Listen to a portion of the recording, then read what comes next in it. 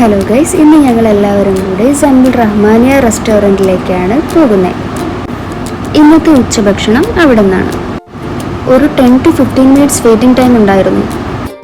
എനിക്ക് തോന്നുന്നു അവിടുത്തെ സ്റ്റാഫിന് കസ്റ്റമേഴ്സിനെ എങ്ങനെ ഓർഗനൈസ് ചെയ്യണം എന്ന് അറിയത്തില്ല എന്ന് തോന്നുന്നു.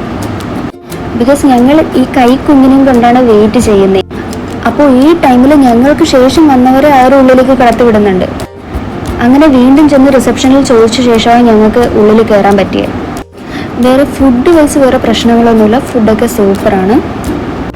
നല്ല ഈത്തപ്പഴ അച്ചാറും സാലഡും മട്ടൻ ബിരിയാണിയും പപ്പടും സെറ്റായിരുന്നു, വിത്ത് ഈച്ച ശല്യം. ഞങ്ങൾ ഈ കഴിക്കാൻ തുടങ്ങുന്ന സമയത്ത് കുഞ്ഞൻ ഉറക്കമായിരുന്നു. അതുകൊണ്ട് അല്പം ആസ്വദിച്ച് കഴിക്കാൻ പറ്റി. നല്ല ജ്യൂസി ആയിട്ടുള്ള മട്ടനായിരുന്നു. ഇത് കാണുമ്പോൾ തന്നെ മനസ്സിലാവും. കഴിച്ചൊരു അല്പം ആയപ്പോഴത്തേനും മോനുണ്ടായിരുന്നു. പിന്നെ അവനും ഇവിടെ ഒരു അല്പം ചോറ് കൊടുത്തു. അവനും ഇഷ്ടപ്പെട്ടു.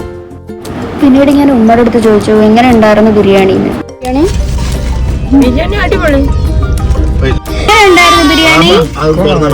കൊള്ളാം അല്ലേ? എങ്ങനെ ഉണ്ടായിരുന്നു ബിരിയാണി?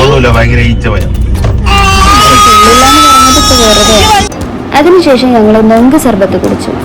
ഞാനും ഉമ്മയും നൊങ്ക് സർബത്തും ഇക്ക ഫ്രൂട്ട് സർബത്തുമാണ് കുടിച്ചിരുന്നത്. വാപ്പ വന്നില്ല. പിന്നെ വരുന്ന വഴി ജാമ്പയ്ക്ക വാങ്ങി. ഇത് ഇഷ്ടമില്ലാത്തവരുണ്ടോ?